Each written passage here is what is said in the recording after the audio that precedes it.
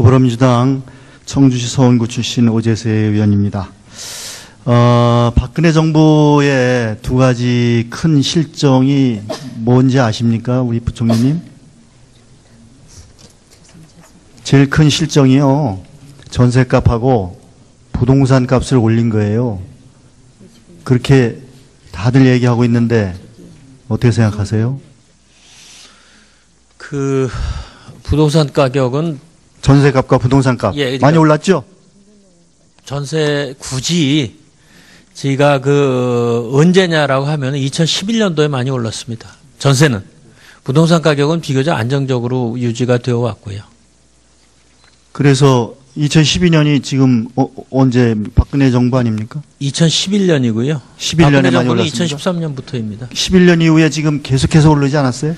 올랐는데 오른 폭이 물론 오른 것 자체는 저희가 참 이것에 대한 대책을 마련하려고 여러 번 했습니다만 오른 폭이 그렇게 급격하게 된 것은 아니다는 전세 안 사시죠? 모르시지 뭐. 안 사시는데 어떻게 하시겠어요? 월세를 살았습니다, 제가. 요즘에 안 사시잖아요. 예, 제가 국회의원 관두고는 다시 들어왔습니다. 그 다음에 또 하나 실정은 정부 부채와 가계 부채가 급속도로 엄청나게 늘어났다는 겁니다. 그거 인정하십니까?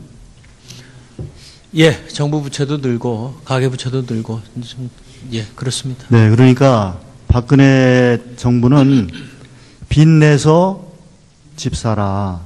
그 정책이 유일한 정책입니다. 그래서 그 두 가지 다 빚을 늘리고 집값을 올린 것, 그것이 박근혜 정부의 경제 정책인데 둘 다 엄청난 실정을 했다, 이런 말씀 드리고요.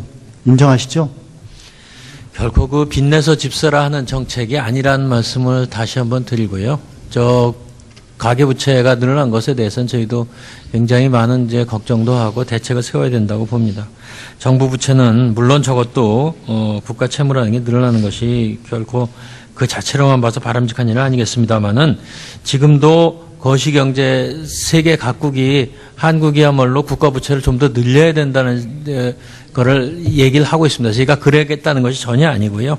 그래서 그건 다 그와 같은 또 사정이 있었다는 말씀을 드립니다. 그런 인식 때문에 국가가 위기에 처해 있다. 아일랜드 사태나 미국 서브프라임 모기지 사태나 전부 다 부채로 집을 샀다가 부동산 값이 떨어지면서 그 경제가 망한 겁니다. 우리나라도 금리가 오르거나 집값이 떨어지면 곧바로 경제 위기에 처합니다. 그런 폭탄을 지금 안고 있다. 국민들은 다 걱정하고 있는데 부총리님만 걱정 안 하시고 계시는 거예요. 제가 걱정을 안 하는 것이 아니고요. 가계부채 문제는 저희가 그래서 자꾸 대책도 내고 그러는 것입니다. 가계부채가 얼마나 많이 늘어나는지 아세요? 지난 네, 많이 늘어났습니다. 정부 부채와 가계부채가 지난 3년 동안 600조가 늘어났습니다.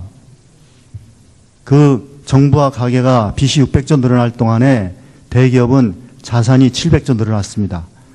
정부와 가계가 빚더미에 올라앉을 때 대기업은 엄청난 돈을 한해 유보하고 있다 하는 게 이 정부의 경제정책의 실결과입니다.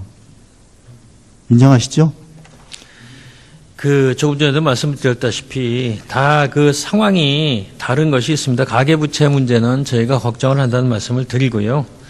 국가부채는 늘어난 것 자체는 저희도 그것을 좋다는 뜻은 전혀 아닙니다. 그런데 우리나라의 거시경제 여건상 불가피한 측면도 있었고 국가 채무는 전 세계적으로 비교해 볼 때 그래도 매우 양호한 그런 말씀을 하시면 그게 국민에게 위안이 안 돼요. 나중에 금리가 올라가고 부동산 값이 떨어져서 경제가 꼬꾸라지는 일이 만일 발생한다면 그때 가서 그때 부총리가 얼마나 거짓된 말을 했구나, 역사에 죄를 지었구나 하는 결론이 나올 겁니다. 증세 없는 복지를 한다는 것은 거짓말이다. 이거는 여당 대표가 한 말입니다. 그리고 담배세를 증세를 해놓고 증세 아니다. 그런 얘기를 했어요. 그게 바로 지록 위마입니다. 사슴을 말이라고 하는 고사에 나오는 허무맹랑한 거짓말, 담배세는 증세가 아니다. 그랬죠? 예, 담배세가 뭐 결과적으로 증세인 것은 맞습니다만은 그러나 그것의 목표는 건강 관리에 관한 것이다라는 말씀을 뭐 그러니까요. 그게 지록 위마예요. 담배세 증세라고 하십시오. 건강관리는 거기다 붙이지 마시고. 그 다음에 서민들이 세금을 많이 냅니까? 부자들이 세금 많이 냅니까? 부자들이 세금을 많이 내죠. 아닙니다. 부자들보다 서민들이 많이 냅니다. 총리님, 예. 서민들이 가장 많이 하는 게 세 가지가 있어요. 뭐냐? 자동차 필수 불가결하기 때문에 타는 것, 그 다음에 담배 피우는 것, 그리고 술 마시는 것이 있는데 우선 담배값에 세금이 몇 프로인지 아세요? 뭐 세금 및 부담금이 굉장히 많이 붙습니다. 73%가 세금이에요. 어느 세금이 세율이 73%인 세금이 있습니까? 그것은 4,500원 중에 3,300원이 세금입니다. 73%가 세금이에요. 담배값이. 그 다음에 휘발유. 세금이 몇 프로인지 아세요? 휘발유에는 세금이 63%입니다. 어떻게 세금이 73%, 63%씩 세금을 매기는 그런 세금이 있습니까? 그 73%라는 것이 각종 부담금이 많이 포함이 된 것은 아니, 여하튼 결론적으로 담배값이 세금이 73%, 휘발유 값은 세금이 63%예요. 어떤 거에 이런 세금을 매깁니까? 의원님, 그것이 국제적으로 보면 그래도 상대적으로 낮은 편이다 하는 말씀을 아니, 드립니다. 이렇게 세금 매기는 나라가 어느 나라에 있어요? 담배는 저거 이상의 엄청나게 많은 세금이 어느 나라가 있습니까? 영국이든 캐나다든 유럽의 대부분 나라가 우리나라보다 훨씬 많습니다. 또 휘발유는요?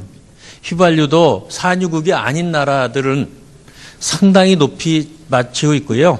휘발유 저 세금이 여하튼 휘발유, 담배, 술은 맥주 53%, 소주도 53%가 세금입니다. 이렇게 서민들이 70%, 60%, 50%의 세금을 내고 있어요. 이렇게 낸 세금이, 서민들이 내는 세금이 얼마인지 아십니까? 서민들이 내는 담배, 유류, 주세가 전부 다 합쳐서 40조입니다. 법인세가 45조. 술과 담배가 어떻게 서민들만 소비를 하시겠습니까? 90%가 서민 아니에요? 대한민국의 서민이 90% 아닙니까? 10%가 부자지요. 90% 서민 아닙니까? 그걸 그렇게 말씀을 하신다면 뭐 제가 아니 서민이 몇 프로입니까? 저 소비세라는 것은 전 국민이 다 내는 거 아닙니까? 맞습니다. 잘 사는 사람 10%고 대한민국의 90%가 서민이지요. 대한민국의 부자가 90%입니까? 의원님 그리고 부자와 서민으로 이분화되는 나라는 아니라고 저는 생각을 합니다. 아니 실제로 이분화돼 있지 않습니까? 상위 10%가 부자고 상위 10%가 소득의 45%, 상위 10%가 재산의 60%를 가지고 있는 나라 아닙니까? 부의 불평등이 심화되어 있는 나라인데 어떻게 그걸 구분을 안 할 수가 있습니까? 현실인데, 사실인데. 저는 그래서 중산층도 상당히 있다고 생각을 합니다. 중산층도 서민이에요, 다. 그래서 서민이 내는 세금이 이런 담배세, 유류세, 주세 40조, 부가지세 54조 해서 서민이 약 100조의 세금을 내고 있고요. 부자들이 법인세 45조의 80%, 소득세 60조의 80%는 부자들이 내는 세금이에요. 그래서 법인세는 부자들이 36조, 소득세는 48조, 합쳐서 84조, 거기다가 또 한 10조 정도 종부세, 또 상속증여세 해서 부자들이 내는 세금이 약 90조고요. 국민이 내는 세금이 110조입니다. 그거를 모르시고 서민들 보고 세금 안 낸다고 하시지 마세요. 서민들이 부자보다 더 세금을 많이 냅니다. 저는 서민들이 세금을 안 낸다고 아니 정부가 그러니까 아무것도 얘기한 적이 없습니다. 예, 얘기 많이 하셔요. 그래서 저는 서민들이 110조 내고 부자들이 90조 내는 게 아니라 부자들이 110조 내고 서민들이 90조 내야 된다. 이게 맞다. 거꾸로 돼야 맞다. 이렇게 생각합니다. 동의하십니까?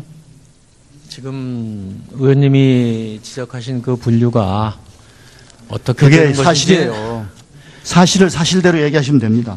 예, 저도 사실을 지금 사실대로 말씀을 하여튼 뭐 그 정도로 하고 이 정부의 성격이 그러시니까 그건 너무 고집피지 마시고 내년도에 세법 개정안을 보겠습니다. 정부가 낸 세법 개정안은 3천억 증액한다고 그랬는데 이거는 뭐 증액 안 하는 거와 다름없습니다. 우리 민주당이 낸 세법안을 보면 부자한테 세금을 더 걷자. 그래서 법인세 500억 초과에 25%, 또 5천억 초과에는 2% 더 인상한다. 소득세도 5억 원 초과에 41% 상속 증여세에서 우리는 5년 동안 23조를 증액하는 안을 냈습니다. 이렇게 해야 맞아요. 이렇게 하시겠어요? 제가 뭐 누차 말씀드렸습니다마는 지금 법인세율을 인상하는 것은 옳지 않다 이렇게 생각을 하고요. 법인세가 과연 부자가 내는 세금이냐에 대해서는 그러니까요. 학자들이 그렇지 않다고 얘기를 하고 있습니다. 지금 법인세 각국 얼마씩 걷고 있는지 보겠습니다. 지금 각국의 법인세율 보시면 우리나라 24%입니다. 미국은 39%, 일본 32%, 영국은 20%, 프랑스 34%, 독일 30%, OECD 평균 25%입니다. 우리나라가 영국을 빼고는 우리나라가 제일 낮아요. 미국이나 일본이나 프랑스나 다 30% 돼요. 근데 우리만 지금 24%예요. 저게 우리나라가 많이 걷는 게 아니에요. 적게 걷고 있어요. 근데 뭐가 우리나라 많이 걷고 있다고 말씀하십니까, 부총리님? 의원님, 법인세의 실제 부담은 저기 말씀하신 저런 법적 명목세율만 가지고 보기는 참 어려운 측면이 있습니다. 그런데 다른 나라들은 또 우리보다 낮습니다. 자, 저기 지금 OECD 평균 25%라고 그러지 않습니까? 의원님 자료에 우리나라하고 큰 차이가 없다는 것이고 문제는 다른 나라들은 지속적으로 낮출 계획을 지금 뭐 이렇게 발표를 하고 있다는 말씀만 드립니다. 그동안에 2007년하고 2015년 동안에 법인소득은 156조에서 249조로 59%, 60%가 늘었고요. 개인소득은 43%밖에 늘지 않았어요. 근데 소득세 세수가 50% 늘 동안 법인 세수는 25%밖에 늘지 않았습니다. 이렇게 법인들은 소득세에 비해서 세금을 덜 내고 있다. 아까도 말씀드렸지만 정부와 가계는 부채가 600조가 늘어나는 동안 대기업은 700조를 자산을 늘려고 있어요. 사내유보금. 그 사내유보금은 결국 주주들 배당으로 나가는데 주주의 배당이 1%가 거의 배당 소득의 80%를 가져갑니다. 결국은 대주주들에게 이익을 돌려주기 위해서 법인세 세수를 안 늘리는 거예요. 뭐 때문에 그렇게 합니까? 엄청난 주주 대부자들한테 왜 세금을 안 걷겠다고 하는 거예요?